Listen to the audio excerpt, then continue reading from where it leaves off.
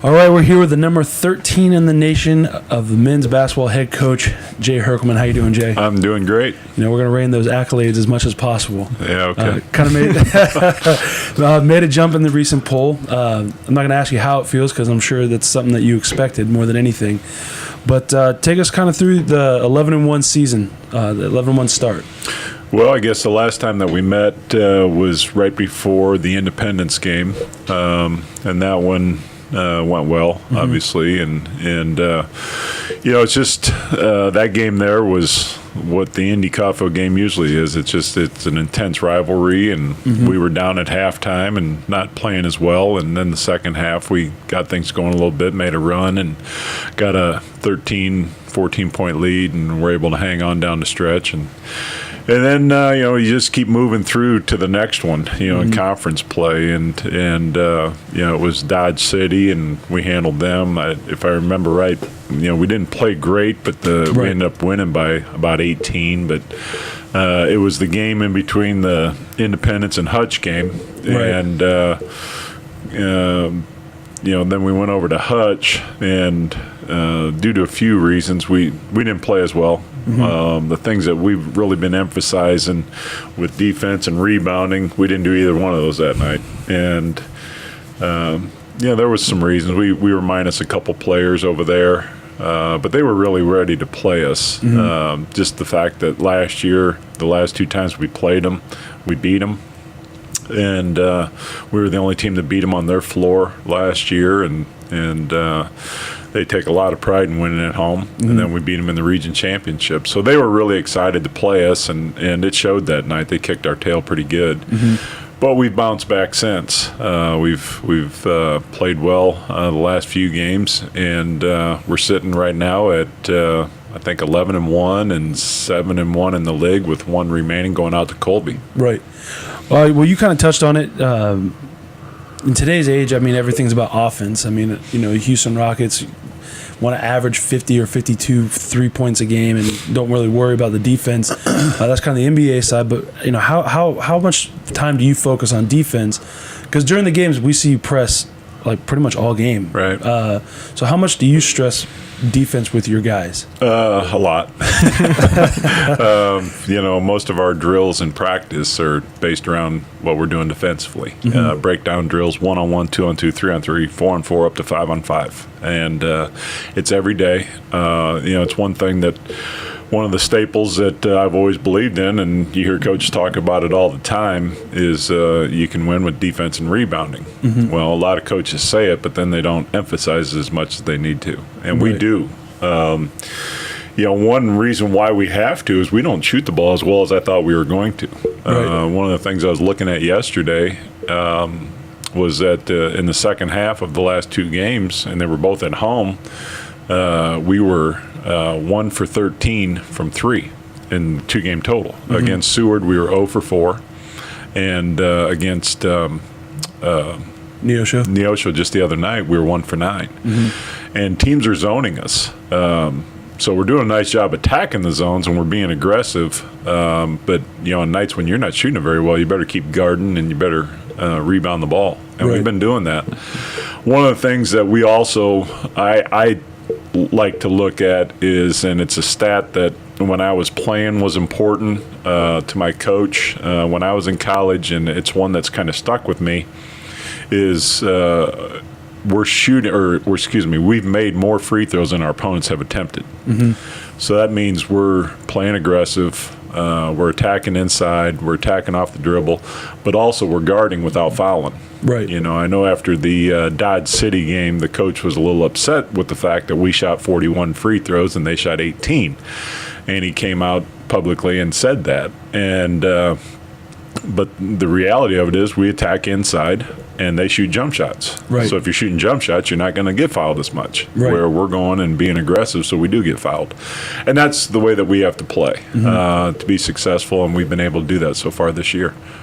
Well, you kind of bring up the rebounding, and last game against Neosho, Cedric Rowland, he's kind of been dubbed the entertainer, just kind of a thing that the radio and I have ran with a little bit. Had a standout game, 15 points, 6 rebounds, and 1 block. And on the season, he's averaging 10.3 points per game, 4.3 rebounds per game, and then on the free throw line, 31 for 49. And, I mean, he's a big guy, so a lot of times, at least in the past, it's been get the big guy to the line, and he's not going to make his free throws. But, I mean, you've been able to help coach him or help direct him to be a legitimate free throw shooter. Well, he's really played well lately.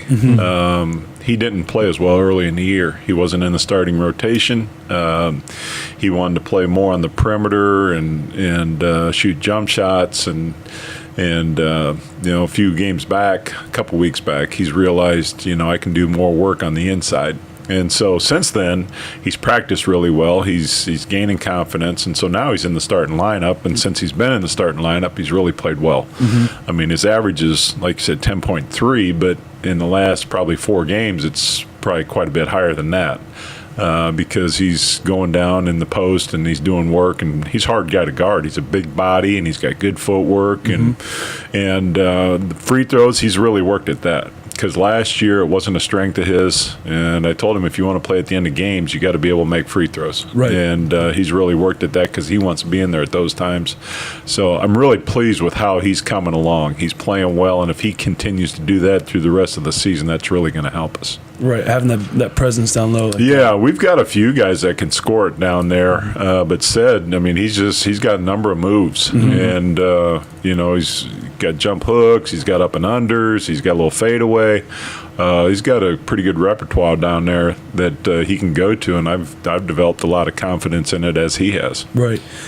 Well, he and the last 2 opponents, Seward started 7 foot, 6'10", 6'7", and they were long, big athletes. And even Neosho, pretty long guys, but they weren't stout. Right. So I would just watch him from the sideline. He seemed, Roland really seemed to, like, okay, I outweigh these guys. So, and like you said, he's got the moves, but I think he was more poised. I don't know if that's something you guys have seen. He definitely is. He's, when he catches the ball, he doesn't get in a hurry. Yep. Like he used to.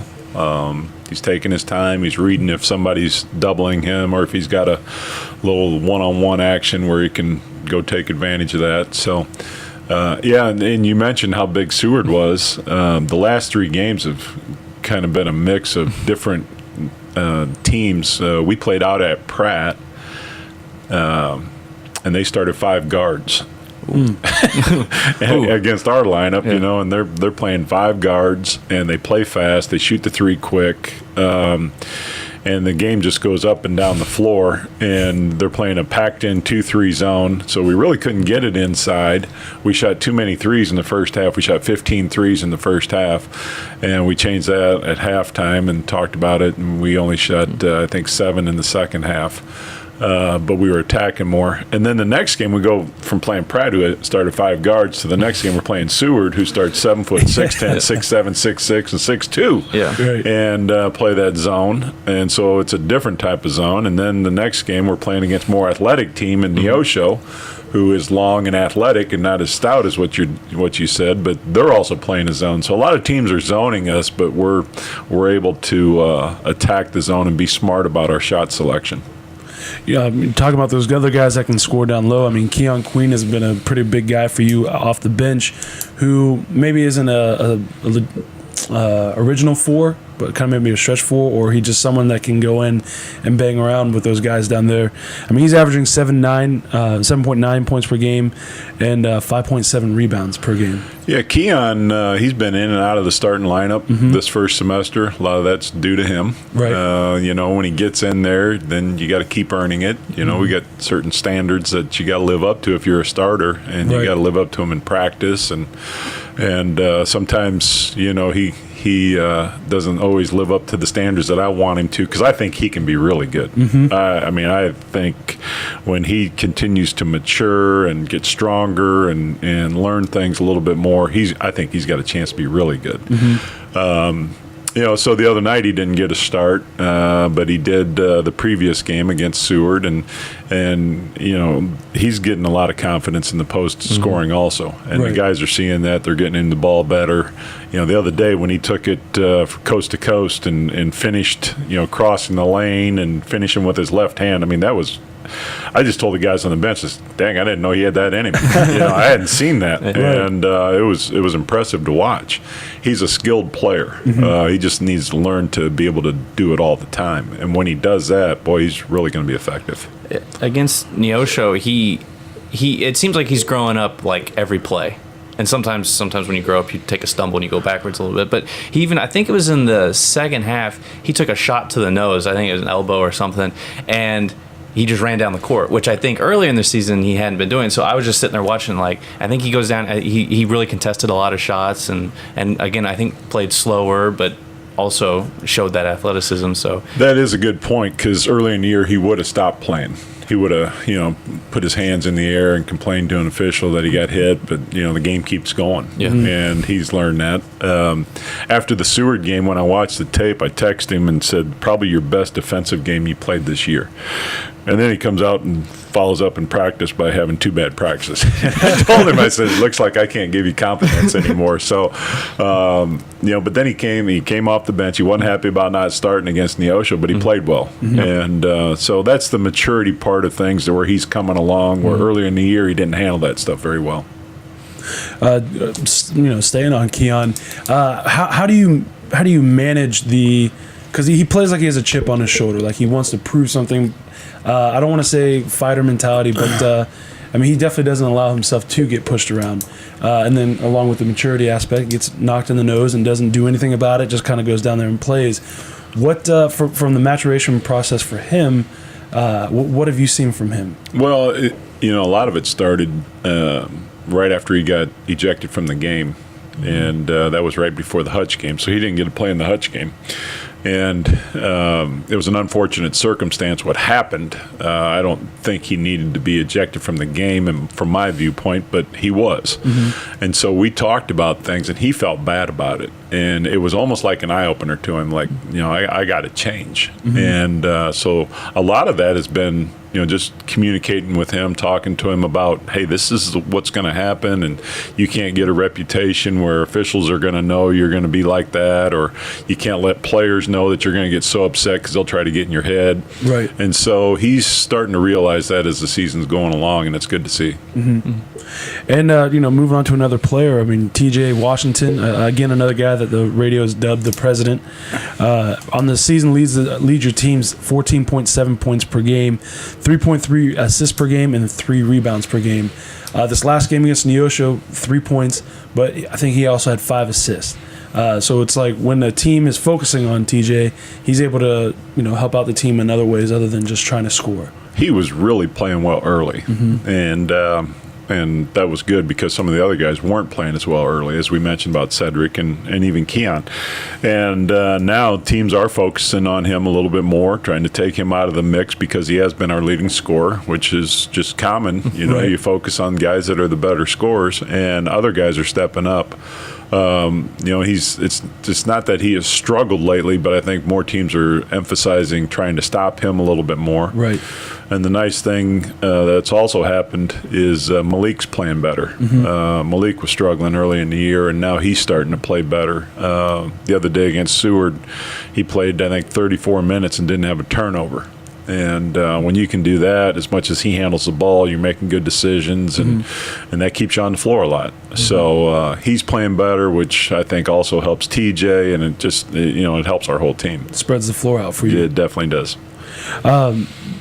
Keon, freshman, and then you have another freshman, Marvin Johnson, who's having a really good year. Someone that if he continues, should be a key player for you. 11.8 points per game, which is second on the team, averaging a block per game and 2.2 steals per game. So that's, again, focusing on your defense. What can you tell us about Marvin? He's gotten himself out of the coach's doghouse. He was in my doghouse for about 2.5 games, right. And didn't play 2 games and then a half of the next one. And he's also kind of like Keon, where he's maturing. He's handled things recently a lot better than he did earlier. But boy, when he's on the floor, he's an exciting player. Yeah. And he and I have had some conversations about that. About, man, don't waste your talent, because if you can keep your head on straight and just do the things I ask you to do, you can really be good. And he is a talented young man. And he's, this last week, he's really done well. And he was to the point where I probably could have started him the other day against Neosho, but I still didn't want to. He still had to prove to me some stuff. And then he handled things well in the Neosho game, played well. So there's a good chance if he handles things in practice the next couple of days, there's a chance he could be back in the starting lineup when we play against Colby. But he's like Keon. It's a learning process. These guys, they were the guy in their programs before, and sometimes when you give them some discipline or tell them, hey, you can't do that, sometimes they don't handle it well at first, and then they realize, okay, this is college, and I can't get away with some of the things I got away with before. So it's a learning curve for them, and both those guys are coming along, and I'm happy that they are, because they're both talented young men. And they'll definitely help your program. Oh, without question. Right. Without question. Well, Jake. Marvin, he's a guy that other programs in the conference are hoping he never figures it out. Because he's like 6'6", probably one, if not your best athlete. Might be the best athlete on campus, right? Yeah. He's good, and I think against Neosho, he had I think he had a series in the second half where he had some buckets in a row, and it was just like, oh man, and then defensively he was in the passing lanes and stuff, and it was like, ooh, just not very many teams have that. Well, he can go get a basket that's a little bit easier than what other guys can. It's just instinctual. Like I say, these teams have been zoning us lately, and Marvin seems to find a crack in the zone and can get to the rim or get fouled and go create something, make somebody help, and he dumps it off. Something that some of the other guys just don't have, and he's got that just instinctual, and he's athletic and quick. I'd love for him to be on the floor a lot more than what he's been, and if he continues to do the right things, then he will be. And we're a lot better team when he's doing that. I mean, you talked about Keon and Marvin and running or sitting them on the bench. Jake Martin, the head baseball coach, says the bench is the best motivator. And I mean, it's there's more no doubt. Yeah, it's more than us yelling at them as coaches. Yeah. I mean, you can take a seat and watch your guys play. They all want to play on game night, right? And but the thing that I tell them all the time is who's going to earn it before it gets to game night. Who's going to earn it in practice? And just like I mentioned earlier about having standards, they have to learn that if you're a starter, you better bring it every day in practice and keep that spot, because there's a whole bunch of other guys that want that spot. Right. There's other good players. We're playing 12 guys a game. And when there's no real drop off. No, there's not. And when you got that luxury of being able to do that, it keeps guys on edge and keeps them playing right. Jackson Miller, kind of again, it's the toughness that we've seen him grow throughout the season so far. I mean, I know you've known him for a while. Can you kind of talk to us about Jackson? Well, I've known his dad.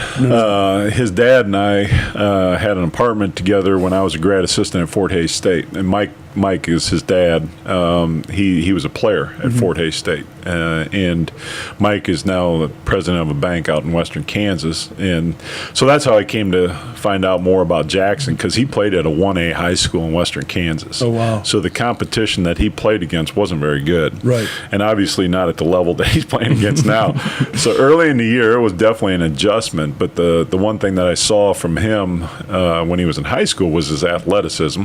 He's got a good body, and I know his uncle, and I know Mike, and I know he's going to continue to get bigger. And as his body keeps maturing with the tools that he's got, I think he's going to continue to get better.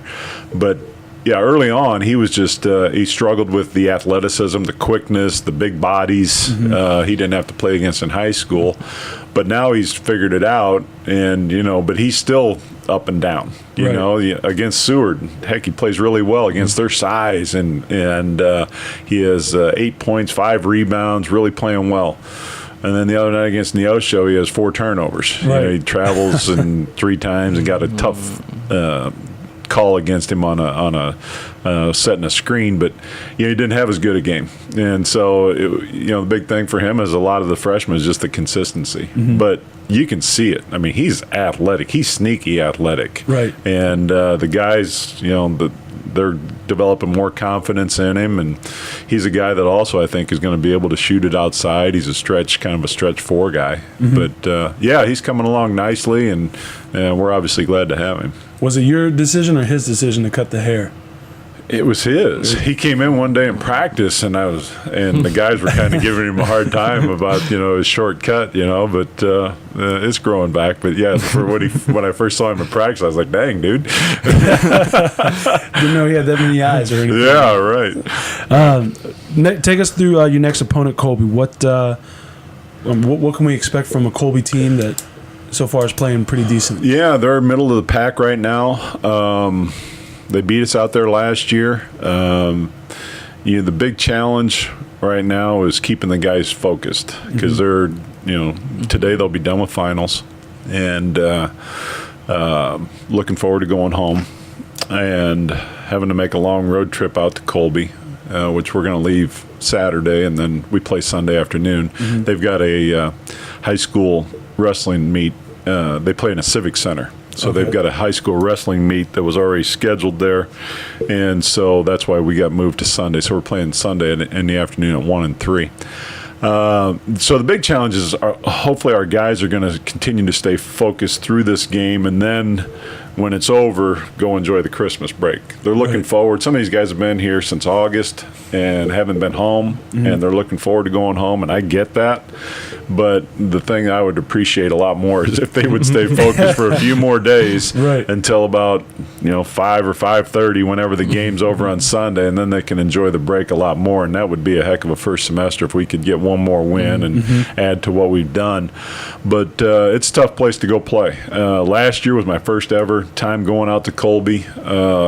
I've been here now 23 years, and I know the guy that ran the PA, he shook my hand and said, finally glad to meet you. He's been doing it forever out there, and we had to go out there because they were obviously in conference play, and some of the coaches from the West said, hey, it's just a different place to play. It's tough. It's so far out there, and we found that out. We lost a close game out there last year, so hopefully we'll play better. Hopefully we'll guard. Hopefully we'll rebound. They're an athletic team with their forwards. They're not. They're a little bit like Neosho with their forwards, and they got some quick guards. So once again, we're going to have to do those things that I emphasize is guard and rebound, and hopefully we'll make some shots and put ourselves in position to win. What? Because you guys have a three week break. Yeah. How do you keep your guys in shape, motivated, thinking about the season? You don't. Right? I mean, I've been doing it long enough, and you try to tell them, hey, stay in shape when you go home, but they're going to be home for 2 weeks. Right. And the reality of it is, if you're away from it for more than 3 days, you lose your conditioning. I mean, and then if you're going away from it for 2 weeks, you really lose it. So when the guys get back after Christmas, we know what our routine is. We're going to go 2-a-days for the first at least 3 days.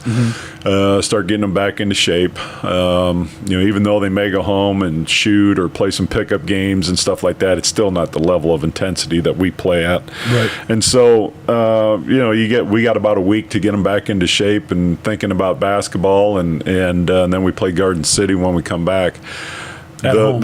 At home. The thing about it, it's fair for everybody because everybody's doing the same thing. Right. There was a young coach that tweeted out the other day. He's assistant coach at State Fair about one of the tough things about junior college is, you get your guys playing right, and then they got to go home for 2 or 3 weeks at the Christmas break, and he was complaining about it on Twitter, and I commented, I said, as the Christmas song says, it's a wonderful time of the year. Right. It's not bad that they get to go home. Yeah. I enjoy the break. I enjoy spending the time with my family, and they get to go home, get recharged, and then come back and attack the second semester. So it's even a recharging time for you. Oh yeah. Do you kind of separate yourself? Like these 2 weeks, I'm not going to focus too much on. No. You're still It watching actually gives me too much time to think. And Fish, he'll tell me, hey, we don't need to add a lot of stuff, because I'll start going, well, maybe we should do this, or maybe, and he'll be like, what we're doing's okay, but I'll be watching TV and watching Michigan State play or teams I like, watching Kansas, and I'll be like, man, they're doing that, that's good stuff, but obviously what we're doing is good too. So I do enjoy the break. I'll go over, like, watch Wichita State practice. I'll probably go up and watch Kansas practice, maybe catch a game someplace. I enjoy doing that stuff to see how other people are doing things and talking to other people. So it's a good time for us coaches to get recharged. Plus, we go out and do some recruiting too. Right. We got time where I can get away and go do some recruiting where I'm not, going to miss a practice or have to hurry out after practice and go someplace. Well, awesome. Well, Herc, thank you for stopping by for the final one of the semester. Yeah, we'll do it again second semester. Yes, sir. We'll see you on the 3rd. Okay.